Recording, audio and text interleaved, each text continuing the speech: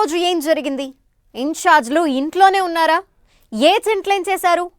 ఇప్పుడు ఇవే ప్రశ్నలు బీఆర్ఎస్ హైకమాండ్ని వెంటాడుతున్నాయట. సైలెంట్ మోడ్లోకి వెళ్లిన నేతలకు స్పెషల్ క్లాస్ తీసుకునేందుకు తెలంగాణ భవన్లో క్లాస్ రూమ్ కూడా రెడీ చేస్తున్నారట. పోలింగ్ రోజు జరిగిన పొరపాటు కౌంటింగ్ డే కంటిన్యూ కాకుండా అలర్ట్ అయిందంట పార్టీ అధిష్టానం. ఇప్పుడు కాకపోతే ఇంకెప్పుడు అంటూ నేతలకు ఫోన్లు చేసి మరీ వార్నింగ్ ఇచ్చారట.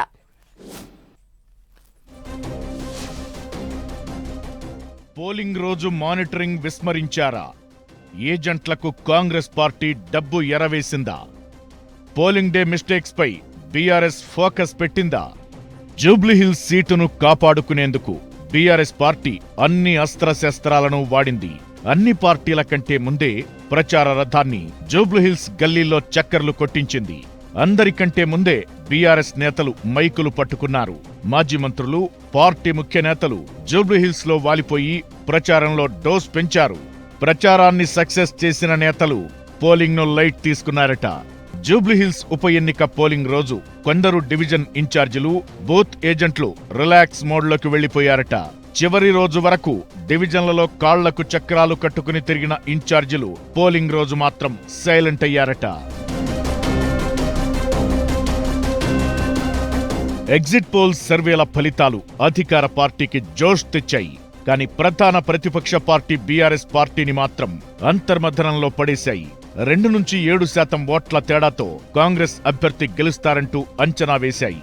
అసలు లోపం ఎక్కడ జరిగిందని తెలంగాణ భవన్లో చర్చలు సాగుతున్నాయట.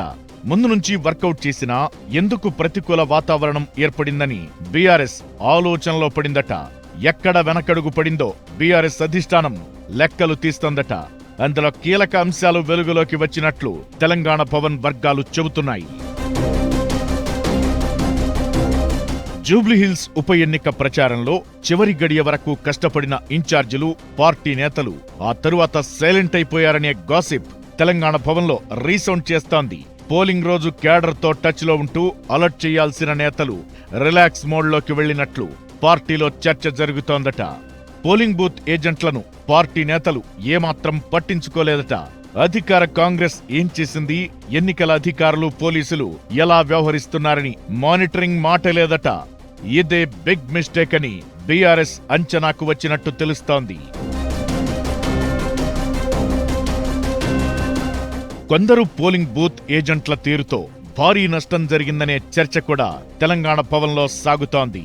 ఏజెంట్లను అధికార కాంగ్రెస్ నేతలు డబ్బులతో మేనేజ్ చేశారని, మరికొందరిని బెదిరించారని, కొన్ని డివిజన్లలో పార్టీ సొంత ఏజెంట్లు నిర్లక్ష్యంగా వ్యవహరించారని బీఆర్ఎస్ నేతలు అవగాహనకు వచ్చారట. ఈ పరిస్థితులన్నింటినీ కాంగ్రెస్ పార్టీ అనుకూలంగా మార్చుకుందని గులాబీ పార్టీ నిర్ధారణకు వచ్చినట్లు తెలంగాణ భవన్లో గాసిప్స్ వినిపిస్తున్నాయి. మరోవైపు పోలింగ్ రోజు అధికార పార్టీ వ్యవహరించిన తీరుపై బీఆర్ఎస్ అనుమానాలు వ్యక్తం చేస్తోంది. పోలింగ్ రోజు డబ్బు డ్రామా బయటపడిందని బీఆర్ఎస్ ఆరోపిస్తోంది. నాన్ లోకల్ కాంగ్రెస్ లీడర్లు హోటల్లో దాక్కుని ఓటర్లను మభ్యపెట్టారని బహిరంగంగా చెబుతోంది. పార్టీ అభ్యర్థి మాగంటి సునీత కూడా మోడల్ కోడ్ ఉల్లంఘనలపై నిరసన గళం విప్పారు. ఇవన్నీ పక్కన పెడితే పోలింగ్ రోజు జరిగిన పొరపాటు కౌంటింగ్ రోజు కంటిన్యూ కాకుండా ఫుల్ అలర్ట్ అయింది బీఆర్ఎస్ అధిష్టానం. హరీష్ రావు కౌంటింగ్ ఏజెంట్లతో సమావేశమయ్యారు. ఒక్క ఓటు కూడా మిస్ కాకూడదని వార్నింగ్ ఇచ్చారట. కాంగ్రెస్ ఏం చేసినా ఫోటో తీసి పంపండని ఆర్డర్లిచ్చారట. ఓట్ల కౌంటింగ్ సందర్భంగా ఎలా వ్యవహరించాలి, ఎలాంటి జాగ్రత్తలు తీసుకోవాలని, నిబంధనలు ఎలా ఉంటాయి వంటి విషయాలపై కౌంటింగ్ ఏజెంట్లకు హరీష్ రావు అవగాహన కల్పించారు. అయితే అంతా అయ్యాక ఎప్పుడు అలర్ట్ అయితే ఏం లాభమనే టాక్ కూడా వినిపిస్తోంది.